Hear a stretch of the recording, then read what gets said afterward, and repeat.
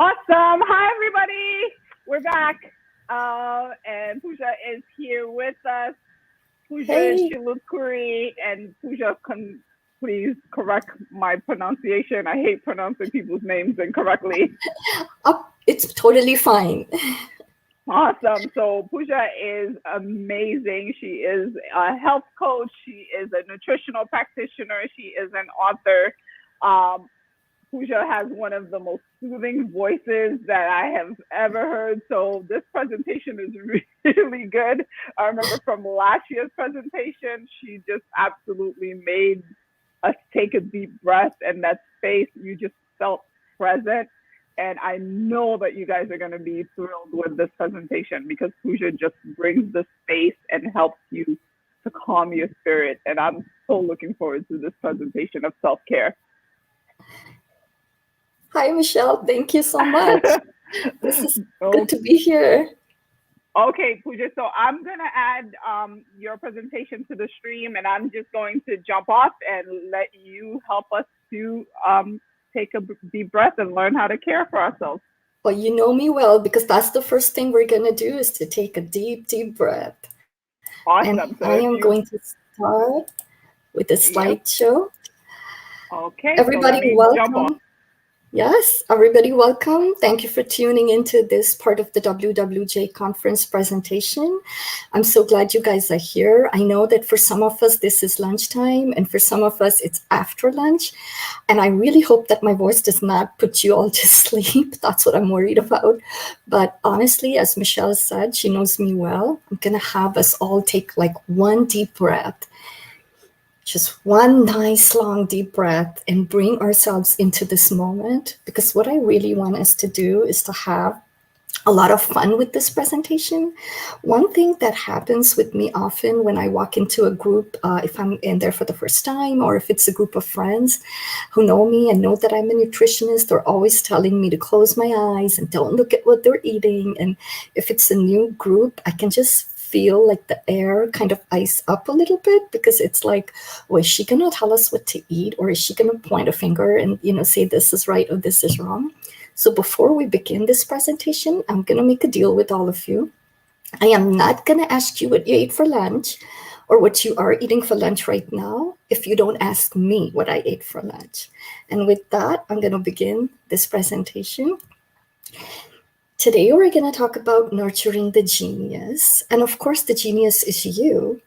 But before I begin, I just kind of want to draw our attention to this definition of genius, because when I first read it, it's from the book The War of Art, and it's by Stephen Pressfield. Some of you may know him from the movie The Legend of Bagger Vance. He wrote the screenplay for it. And this is from his book, and this is how he defines genius. And it really stood out to me. And Angen's talked about it. We've all, in all these presentations that you've been listening, there's been bits and pieces of this, but this definition really kind of consolidates it for me. An inner spirit, holy and inviolable, which watches over us, guiding us to our calling. Everyone who creates operates from this sacramental center. So this is that sacred part of us, from where we create. And I like to think of it as the spark of God, or the image of God in us. This is important to me because how we view ourselves is important, because then we will be motivated to take care of ourselves.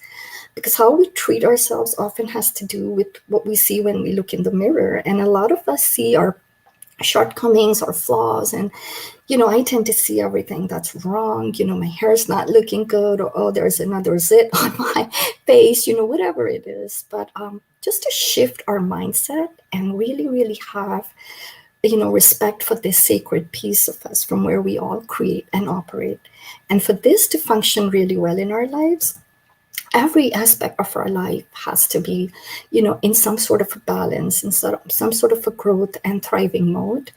For me, I don't have green thumb, and I'm a disaster when it comes to plants. And that's why I'm using this example, because I'm learning a lot from the plants that I'm trying to grow right now. Some of the plants, they don't need as much attention. Sometimes you can kill a plant if you overwater it, that I did with one of my cactus plants. In some plants, they don't need as much light. Some need more fertilizer. So all these different aspects of our life need attention. Some need more, some need less, but they're all important because this is all our lives, it's a part of our lives, and writing is only one piece, whereas all these other pieces have to fall into place as well.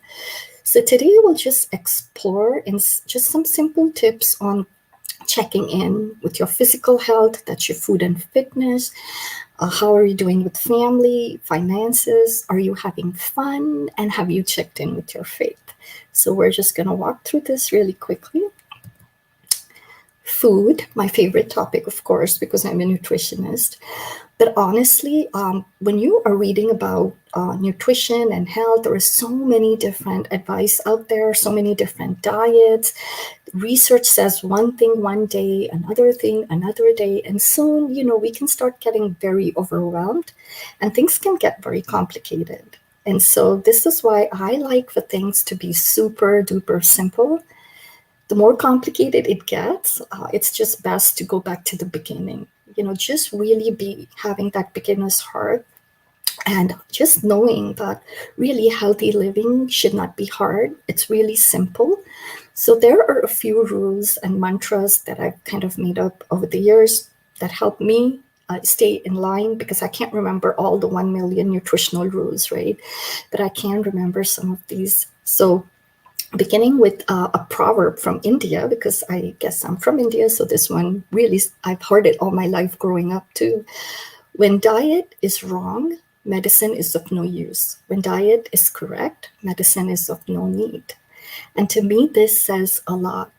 Even if you have medical conditions, even if your health is not in a place where you want it to be, just know that you have power, because what you have available is healthy food. And if you and I could just make different choices, and then, there's a saying that whatever we put on the end of the fork, it's either fighting disease or feeding it. So we can always make like a conscious choice to choose what is better. I used to be a big sugar addict. So every morning for breakfast, I wanted cookies. So these days I've been trying to go for a banana instead. Banana's sweet also, but at least it's a much better choice than a cookie. So just simply asking yourself, stop and thinking before you're making food choices. That's one good place to start. And today we'll just talk about these 4 little rules quickly. With food, I try to stay with whole foods as much as possible. And I'm not talking about the grocery store. I'm just talking about fruits and vegetables, whole grains, even if you are not allergic to dairy and you can do dairy. I'm just talking about whole foods that have not been processed and stripped of their vital nutrients, because all of the processed foods are in the boxes. And if you look at the labels, they had to strip them of all the nutrients and then put these nutrients back in, and they're synthetic nutrients. And often they miss the synergy that you find in nature. The second rule that I try my best to abide by is eat less chemicals. And you notice that I didn't say eat 0 chemicals, because these days that's going to be nearly impossible. We have so much, whether that's food additives or pesticides, just various things. So we do the best that we can. We'll talk about that. The third thing that is important to us as authors is to preserve the organ that helps us to do all that writing, is your brain. So I'm going to give you a really simple formula to feed your brain. And the last thing, if I want to rethink what we're drinking. So eating whole foods, this is a formula I use when I'm preparing my meals for the week, or when I'm going to the grocery store and I'm shopping. I just ask myself, can I incorporate some of these during my week? The 4 S's: salads, soups, spices, and seafood. Now, I know that some people are allergic to seafood, and these days some of the seafood can be contaminated with things like heavy metals. So maybe it's not for everybody, but the reason it's on there is because it's so rich in the omega-3 fats. And we'll talk about it in a minute. Those fats really help build your brain. So If you cannot do seafood, you can do walnuts or flax instead, and you'll get the omega-3s that way, if you're not allergic to nuts, that is. So I know that some people might be able to eat like this all the time, but I know all people can eat like this some of the time, right? So just make sure, because we want at least 9 to 13 servings of vegetables and fruits in a day, and that can be very hard to do. So the easy way to do it is throwing at least 4 or 5 veggies in a soup, 4 or 5 in a salad. That way you get your servings in for the day. And I promised you I'd give you a formula for the brain, and you'll hear me say this again. The brain loves foods that are green and blue, and nuts and fish. Fish just, here it just represents omega-3 fats. So if you can't eat fish, again, remember, you could do the walnuts and the flax. So green, blue, nuts, and fish. So go green. Make sure you have some leafy green in your diet every week. Go blue. Those would be like the blueberries, raspberries, anything with those deep colors. Go nuts if you're not allergic to nuts. And just make sure when you go nuts, you don't really go nuts, meaning that you want to control the portion size with that. So just having 1/4 of a cup is enough for the day. And then go fish or omega-3s. So this is a slide that I love to talk about, because I have worked with children and I cannot tell you what a difference this makes. Because a lot of children's foods have these chemicals and colors and preservatives in them. And reducing chemical exposure, that would just mean either we completely don't eat convenient foods that are out of a box, but we're all busy people, and sometimes we need to grab those foods. So, there's no shame in that. You need to do what you need to do. But if we can just read the labels and be mindful and just avoid the ones that have these blue, red, and yellow and green artificial colors, some of the food manufacturers have become very savvy, and instead of using these artificial colors, they're using fruit juices to add the color to the food. So just read labels. I'm very big on reading labels. Just read. Just like a writer, we're reading books. And I say, read those labels and go for the shortest ingredient list that's possible. And then look for the colors. If they're from fruit juice, that's okay.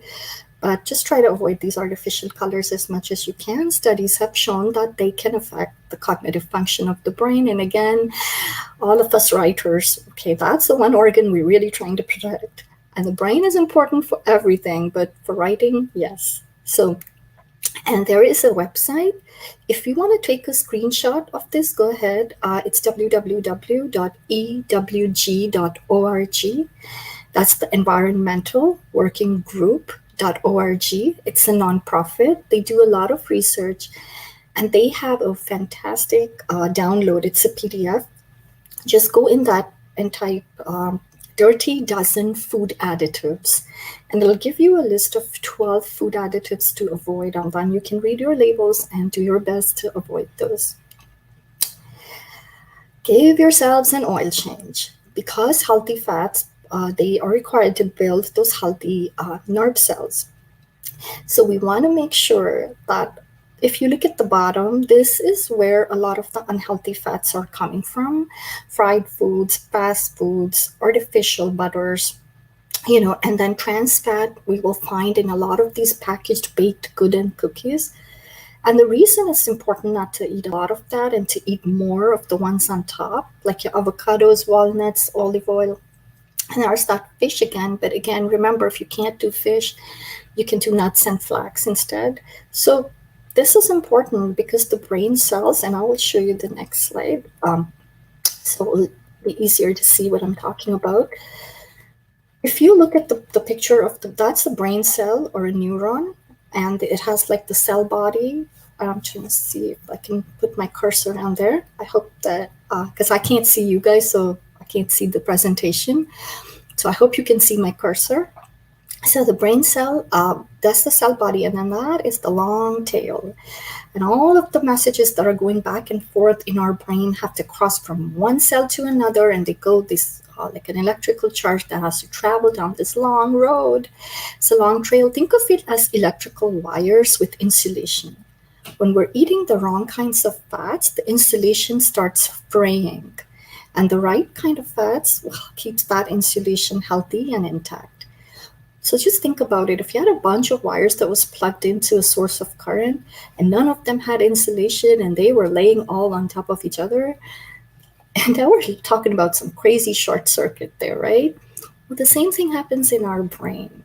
If this myelin sheath starts fraying, it can result in a lot of cognitive dysfunction. And of course, I'm not going to go into it for this presentation, but there's things like Alzheimer's, dementia, memory loss, and all kinds of issues. But for us, I'm just talking about having a healthy brain cell so we could do all our writing from a healthy, happy brain space. And so it's important to eat the right kind of fats. So I will go back to that slide one more time. In case you want to take a picture of it, feel free. But really, it's again as avoiding or reducing the amount of fast food or baked goods that are, if you baked it yourself at home, sometimes it's a lot more healthier because you get to control the ingredients. And I haven't even talked about sugar yet. That is literally one of my favorite topics. And I could talk about it for hours because, like I said, I really had a horrible sugar addiction. And I use the word addiction not lightly because sugar works on the same centers of the brain as cocaine. So, once you start going, it's hard to stop with sugar. With sugar, the reason we have to be careful is because it gives you that temporary high and then it just crashes you. And your brain can feel really tired, really foggy, get into a bad mood, you get irritated, So these are some of the symptoms of having too much sugar, and it can also be the symptoms of having not enough sugar. So sometimes when we're feeling like that, we may go and drink a can of soda or get a donut and we get that quick lift. But then because it's so much sugar, the body will try to clean that out very fast. And so the sugar levels will drop and you'll start feeling hangry again. So again, just if we want our energy levels to be stable throughout the day, we just want to make sure we're not wrecked out on sugar. And one of the places that is really easy to get sugar from is your drink. We don't even realize how much sugar is hiding in a can of soda or a glass of fruit juice. Sometimes I like to drink fruit juices. So what I'll do is I'll dilute my juice. So it's not that much sugar, but I still get that feeling. Sometimes I know plain water is hard for some of us to swallow. Sodas, again, has 10 teaspoons of sugar at least. That's what in a can. And 10 teaspoons is what the USDA has recommended for the whole day. So you're getting a whole day's worth of sugar in just one can of soda. And again, this can really, really give you that sugar crash. It creates other problems as well, but we're not going to go into that today for this presentation. Just be mindful. There is a drink. If some of you want to try it, and then write to me and let me know. I use this with my clients who are trying to get off of soda. That's the kombucha drink. You get it at Walmart and Harris Teeter and all the regular grocery stores. And you only need to drink about 3 or 4 ounces. So the next time you have a soda craving, if you want to try it, just 3 or 4 ounces is enough. So a bottle should last maybe 3 days or 3 servings. So just try it and let me know how that does. That certainly has helped some people to kick that craving for sodas.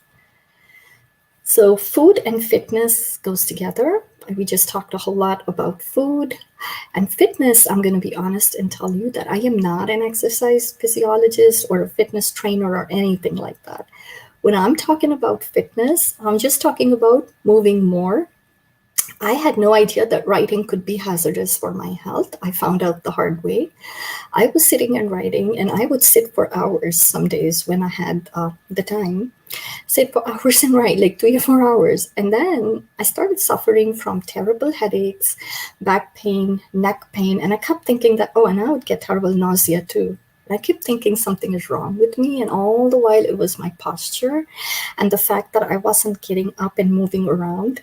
And I just want to give a shout out to Jen earlier because I think it was after Luke's presentation that she asked us to go and do some jumping jacks. And I was like, yay, Jen, you have the right idea.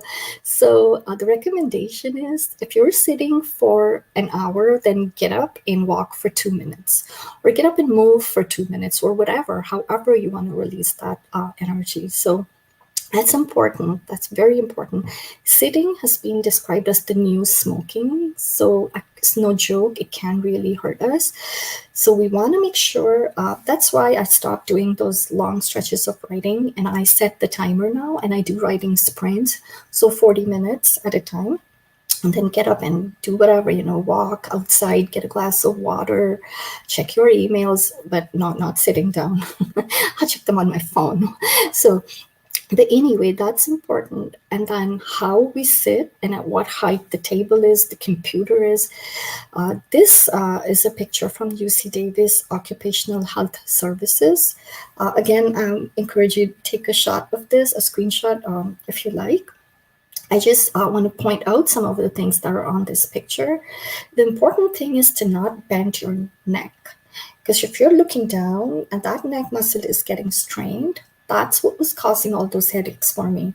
And also your eyes can look a little bit downward, but you don't want to be bending your neck too much. Try to have your wrist and elbows, kind of horizontal, not like your elbows are not hanging off the table or hanging up in the air. And the chair, if it can follow the curve on your back. Now, you don't have to. Some people do. They go buy these ergonomic chairs. What I've done is I just took my chair and I added cushions to my comfort level, just making sure that my spine is well supported. And your feet, I'm a short person, my feet don't reach the floor. So if you're a short person like me and your feet don't touch the floor, you might want to get something like a little stool or something to rest it on so that it's resting flat. So just making sure that you have good posture and just making sure that we're moving around while we are writing. We want our writing to be something that adds joy to us and not something that's hazardous for our health.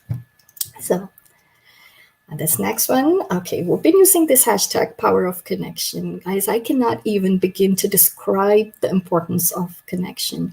Sometimes, it's going back to that analogy of the plants. Sometimes we water a plant too much and we don't take care of the other plants, right?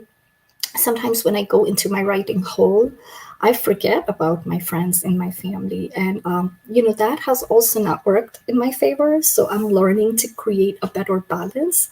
Definitely writing, I know, is a solo sport. That's how it's been described.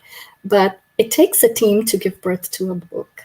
And, just having those connections, writing community, just taking time to be with friends that inspire you, that lift you up. All of these things are just as important as the food that you're putting inside your body, as much as exercise and other things. So the whole point of this presentation today is to just bring your awareness that other than writing and other than physical health, there are other areas in our life that need our attention. And so it's not a bad idea to just check in. Just check in with yourself. Hey, when was the last time I called that friend that really inspired me?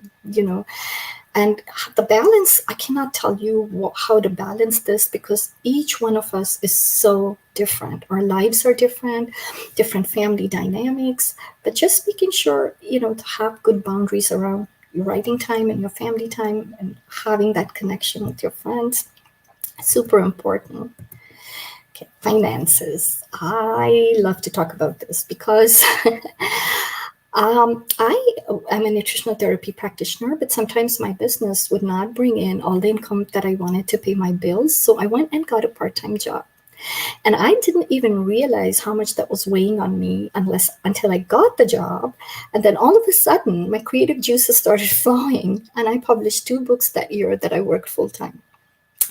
Now, when COVID hit and I lost the job, a lot of my energy that I would have used for writing went into trying to grow my business and now make it work so it pays my bills.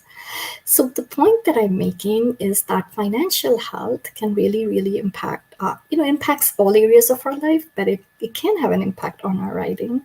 Some of us write as a hobby and we're not looking to make business out of our books.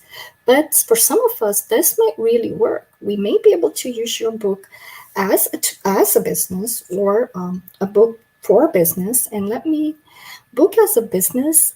Dale covered this yesterday, and there is no way I can follow up on that.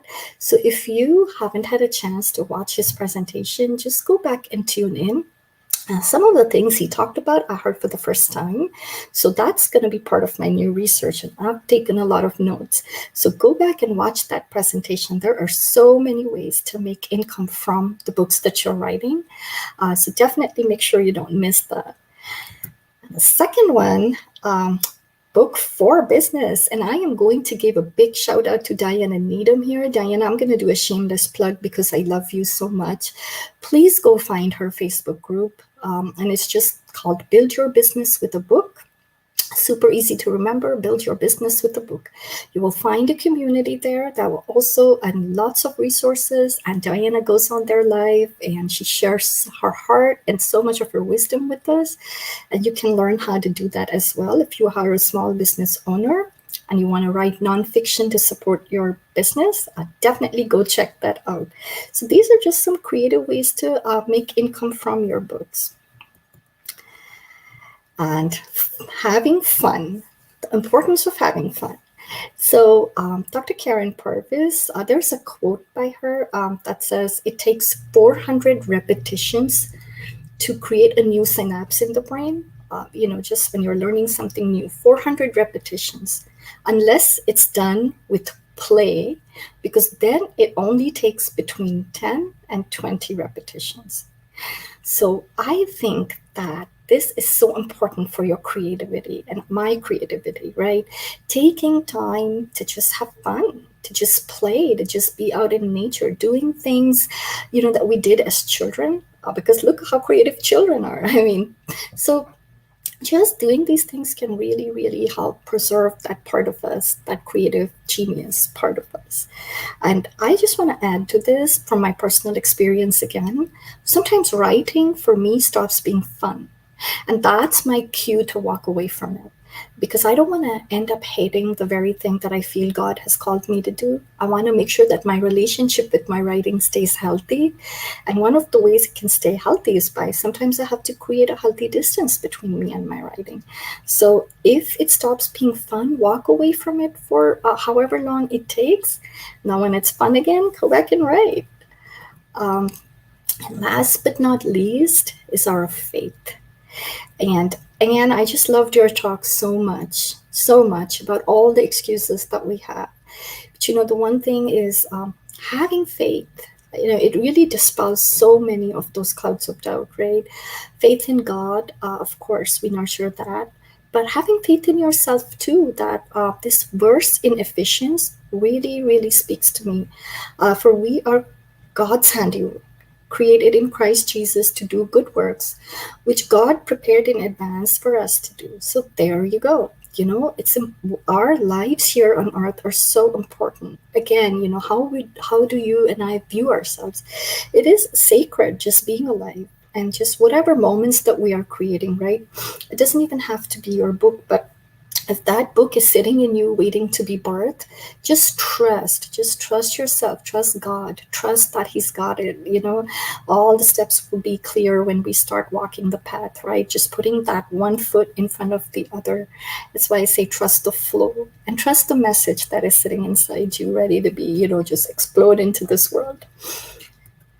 And so I just want to end with this thought, because a lot of us, I don't know about you, but I was certainly used to think that self-care is very selfish, that I'm not, taking care of others' needs or other things that I need to do. I'm focusing on myself, but it is not selfish. In fact, I would say that not taking care of ourselves might be even more selfish. So because then someone else has to do it for us. And just to encourage you with these words from Eleanor Brown, you cannot serve from an empty vessel. So take care of yourself, take good care of yourself. And I always end all my presentations with this slide because I'm required to. It's the law. I just want all of you to know that I'm not a doctor. And if you make any lifestyle changes and if you're under a physician's care, make sure to be in touch with them, because sometimes when you start making healthy changes, you may not need your need for your medication may go down, which is a good thing. But if you're not aware of it and if nobody's monitoring, then you can have symptoms from that too. So just be careful. And I hope that you guys will walk away from this presentation with a few tips and go out there and love yourselves.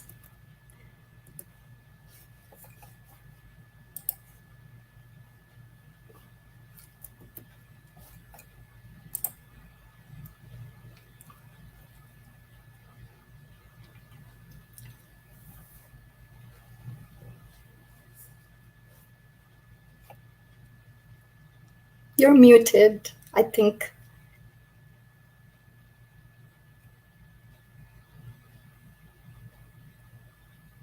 Can you hear me? Yes. When you said the part about the presentation, if you're working for an hour, you should be walking for 2 minutes.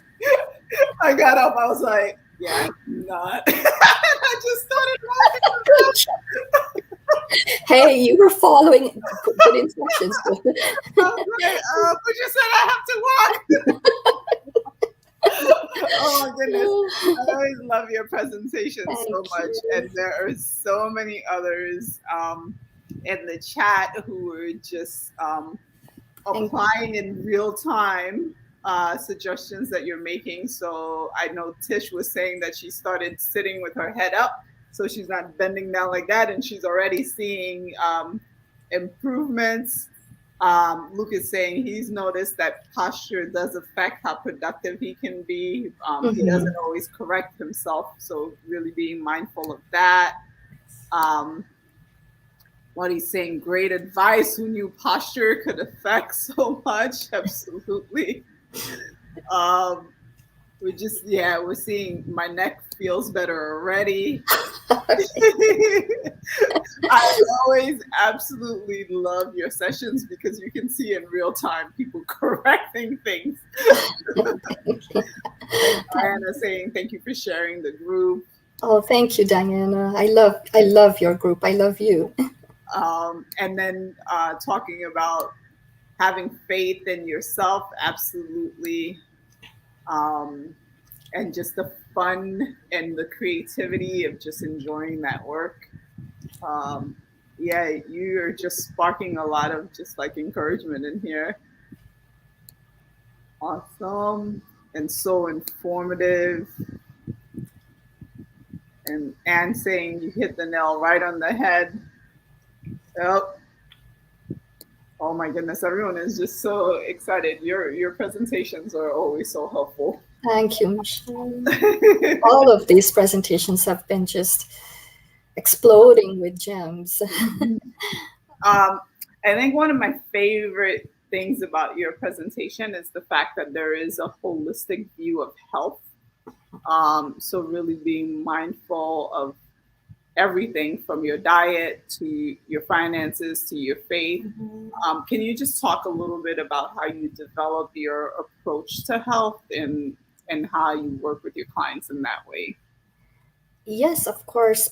So I was a scientist before I started doing all this. And when my health broke down, that wake-up call is what made me realize that, again, I was only focused on that one area of my life, was to just go out there and do a great job at work. I completely neglected every other area, and I paid for it.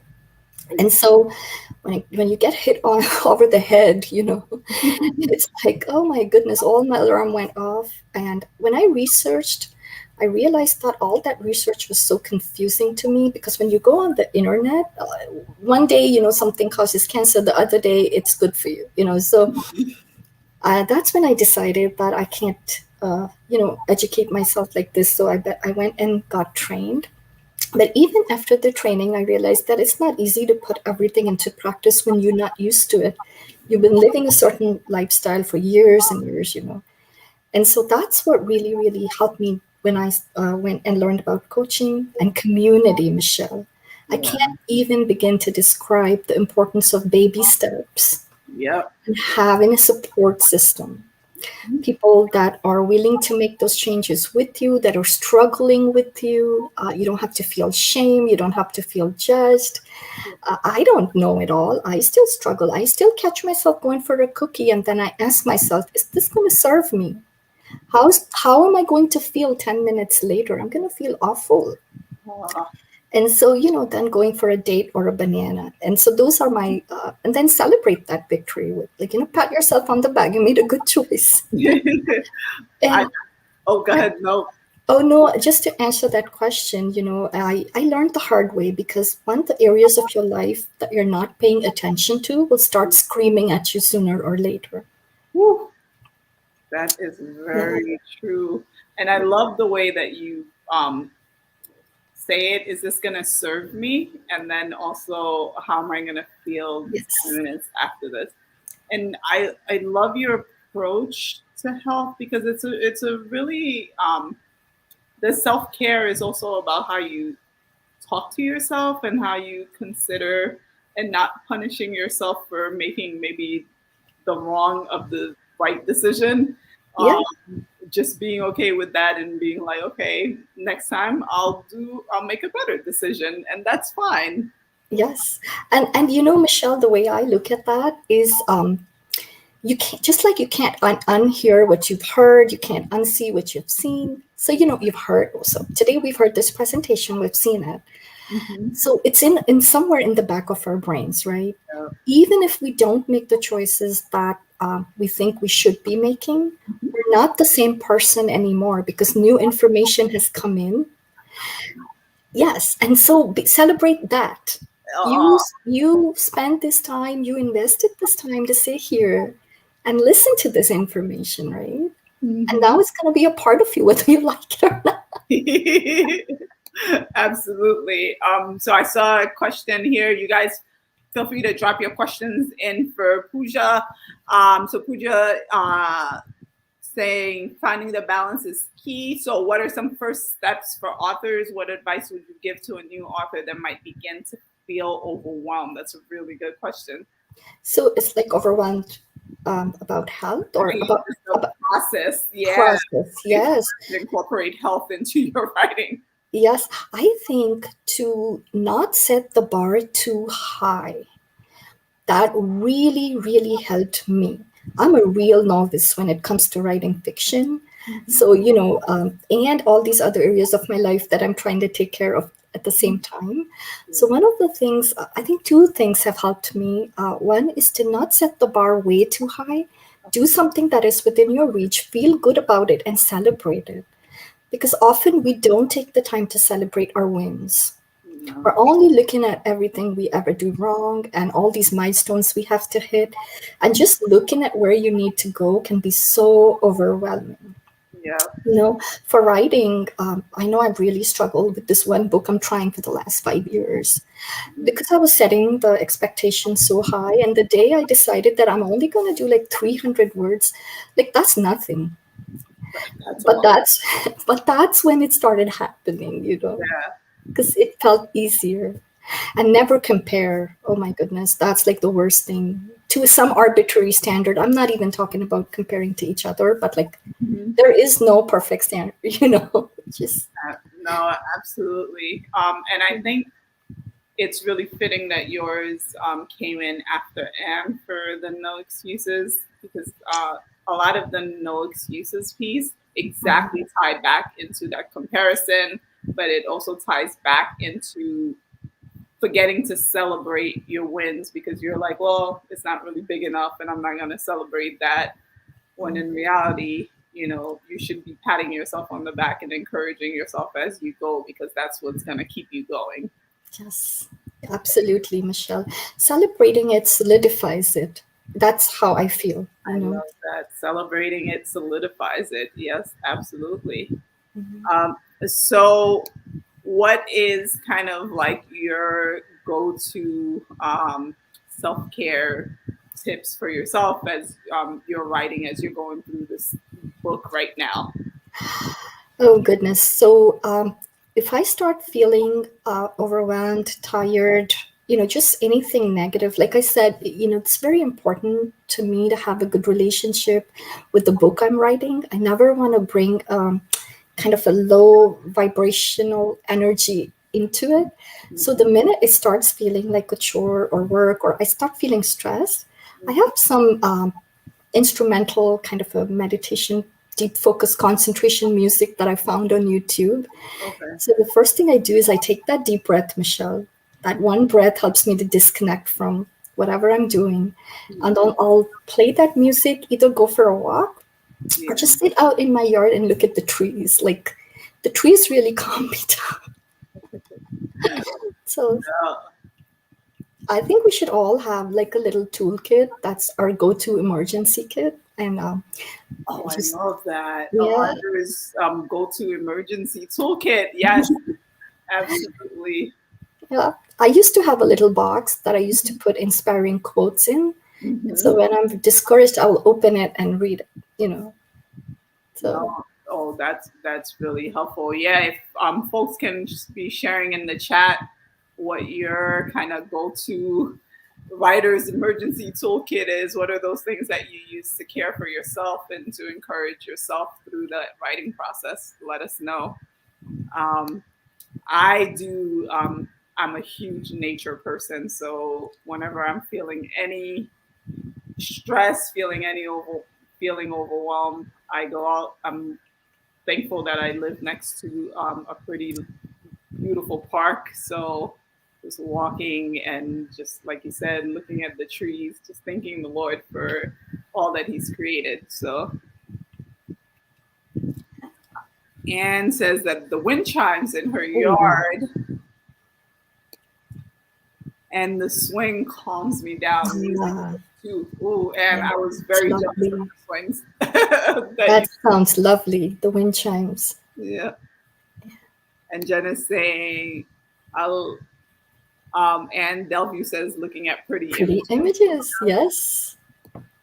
Jen is saying, I love creating the toolkit idea. Me too. Yeah. It just says, yes, a go-to toolkit, a good cup of coffee, sitting on the patio and playing my singing bowls. Like, you guys love the singing bowls. I'm hearing a lot. Jen is saying that the Monarch method has a whole chapter on celebration. It's so needed. Yes. Right, Jen. Eli, ooh, a hammock. Oh my goodness. Laying in the hammock, watching this. Yes. Oh my goodness. Hammock. Oh.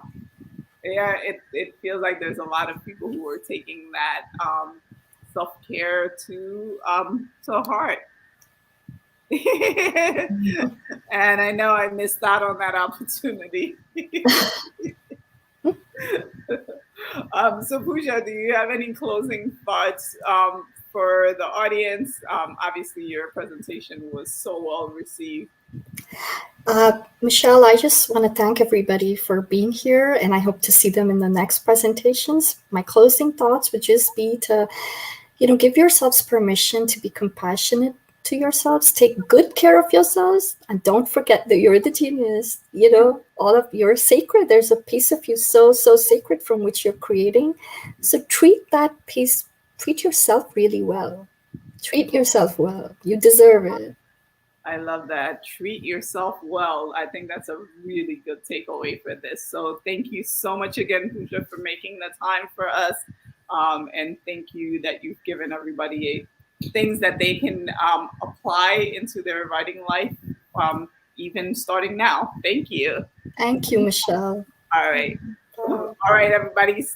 Remember to stick around for our 2:00. So we will be here, and it's talking with Lauren Barrett about increasing traffic to your blog. So don't miss out on that. So we'll see you here at 2:00. Bye.